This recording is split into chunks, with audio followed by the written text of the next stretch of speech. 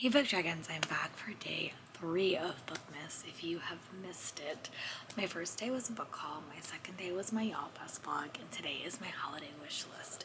I love to create bookish wish lists, they're so much fun. I have a very long detailed list on Amazon that I just leave up all year, and it's just how I remind myself the books that I want. I watch a ton of YouTube videos, like I watch a ton of different content creators over different genres, and I just kind of toss them on there.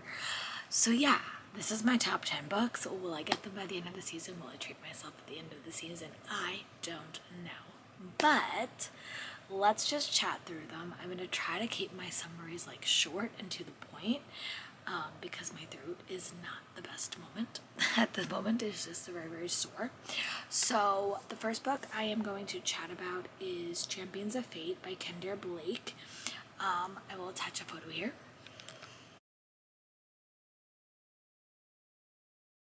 The summary of this one is back when an epic duology started that follows a young woman trained to join a fabled order as she attempts to lead a hero to his critical first victory, a must-read for fans of Alexandra Bracken and Victoria Aveyard. I have really liked all of Kendra Blake's books that I've read in the past, and this cover just seems really, really pretty, and I want to read something new by this author.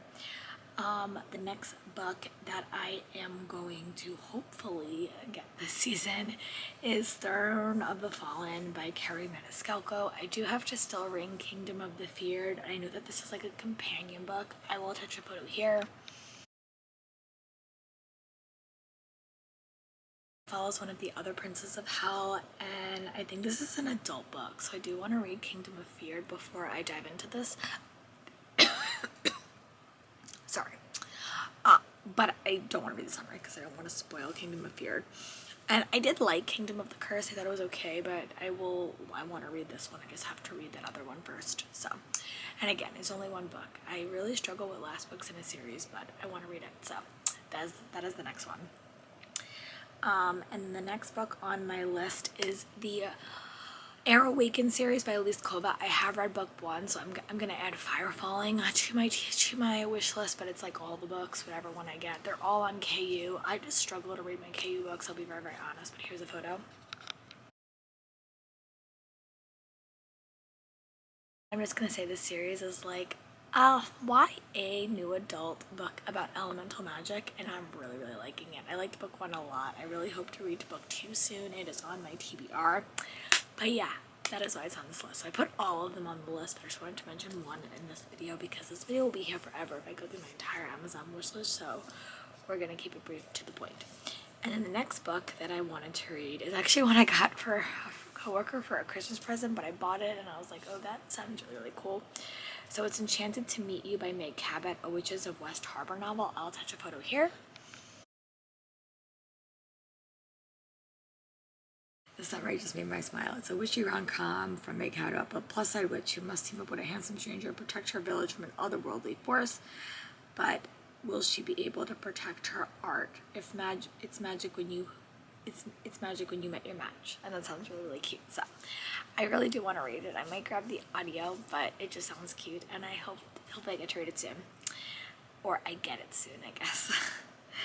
And then there was a book that I saw, it was on my wish list, but it's called Thief, Lady, Liar, and I really thought it was going to be a Fairy Loot or Owl Crate pick, and it wasn't.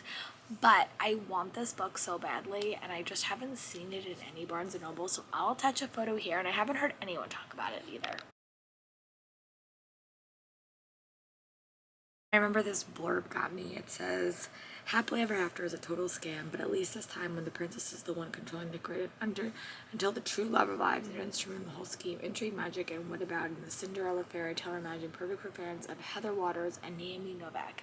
So that's just kind of cool. Like, it kind of turns fairy tales on its head, and I love fairy tale-esque stories, so that one seemed really, really cool. It came out in July, and I have not heard anyone talk about it, so I'm very intrigued to pick up something that I've heard no one talk about. So that's intriguing. I really think I'm gonna buy myself for that for Christmas if I get any gift cards, if no one buys it for me. So and the next book is The Queen of Blood by Sarah Beth Durst. I heard Cassidy from Covers with Cassidy read this. I'll try to link her and Belle below because they've been really turning me on to more fantasy, like adult fantasy reads.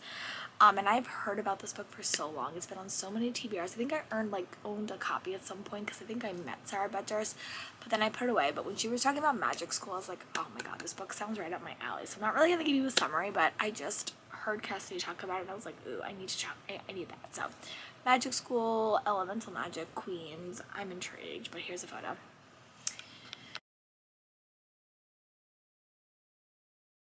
And then here is just some indie books towards the end, when they were doing last year's Spiffbo, Four Paws in a Book, Cassidy and Mel all talked about Tethered Spirits, and they said it was a YA indie, which I have such a hard time finding, so I decided to add that to this list. Here it is. And there's no real specific summary. It says a man with an unknown past, a girl who's afraid of her powers, a woman on a vital message. When their paths collide, all three are set on a journey to unravel a mystery far deeper than they ever suspected. So that sounds really, really cool. And again, it's an indie. I haven't had the best luck with indie fantasy. I haven't really given it a shot, but I'm willing to give it a shot, and those three ladies are a good guidepost. So I may be secretly participating in an indie takeover vlog and do it with them, even though I'm not a co-host, just because I think it would be fun.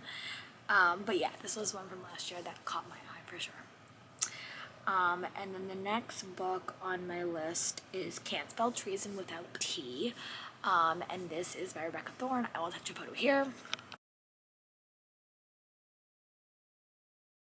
And they got picked up, so I'm not letting it leave my Kindle until I can get a copy, but it's just cute. It has a tea shop involved, there's subtle magic, there's a sapphic relationship, and I want to read some cozy fantasy. I really, really do. So this one might be perfect.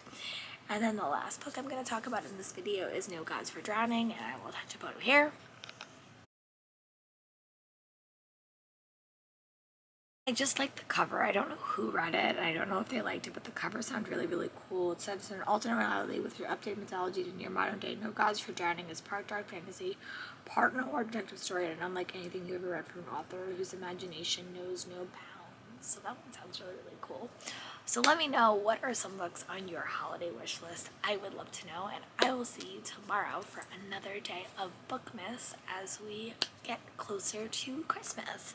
And I will talk to you guys soon.